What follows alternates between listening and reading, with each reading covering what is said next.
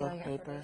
Yeah. Good. Hi, I'm Bob Larimer, the emergency manager. Hi, Bob. I'm Linda Parker. Hi, Linda. This is my son, Zach. Zach, nice to meet you both. Nice to meet you. I understand that you're on a fact-finding mission. Yes, I am. All right, well, let's go back to my office, talk. Okay. It's right back this way. Thank you for seeing us. You're welcome. Thank you for coming by. Well, Zach, how can I help you? Well, I wanted to ask you some questions about our community so I could put it in my family's disaster plan. Okay, shoot.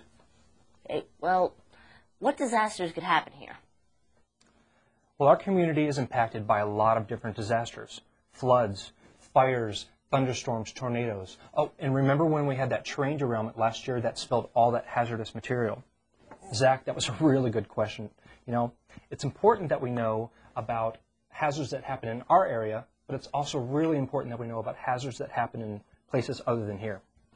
Really? Why is that necessary? Well, Linda, because the hazards that happen in the places where you travel on vacation or maybe have business trips may or may not be the same as those that we face right here. But isn't that a lot to remember? You're right, Zach. It really is. But I guess the good news is that a lot of the steps that you take to prepare for one disaster or one hazard are the take to prepare for other hazards. All right, I've got this guide.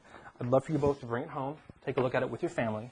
This guide has a lot of the same information that you have in the booklet that you brought with you, but also has protective actions to take for very, very specific hazards. Yeah, look, it's even got pictures and maps and everything. Very nice. Yeah, but how would we know if something's about to happen? That's a good question, too. But you already know something about warning systems, Zach. Think about when your fire alarm goes off at school. Oh, yeah. In fact, we just had a drill the other day. Well, you know, our community uses a variety of different warning systems. Local radio and television stations often warn of bad weather, which may even close your school. Oh, yeah, I like that. Mm-hmm. But we also use, you know, the internet, we use pagers, we use cell phones as part of our warning system as well. You know, sometimes we even find it necessary to go door to door to warn people, like during that train derailment last year. Mm-hmm. We also recommend that each family have a NOAA weather radio that has a tone alert feature. What's a NOAA? Well, NOAA stands for National Oceanic and Atmospheric Administration. See, they operate a nationwide network of radio stations broadcasting continuous weather information. Bob, I was thinking about evacuations. What are our community's plans for evacuations? Well, Linda, we often try to find routes that we can take, and we try to use the same routes, but as you know, quite often that can change. So it's really important that we listen to the radio or television for specific instructions as far as which routes to take and also where we can find shelters for emergencies. All right. Does that make sense to you guys? Yeah, it does. Okay.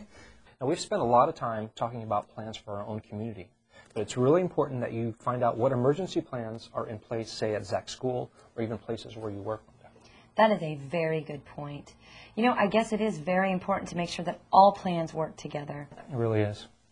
Bob, thank you so much for taking time to see us. I really appreciate it. It's my job. And you know what? Keep in mind that the American Red Cross and other disaster service organizations have a lot of information that can help you as you put together your plan for your family. Just feel free to call on any of us. Okay. I guess we are making progress. We sure are.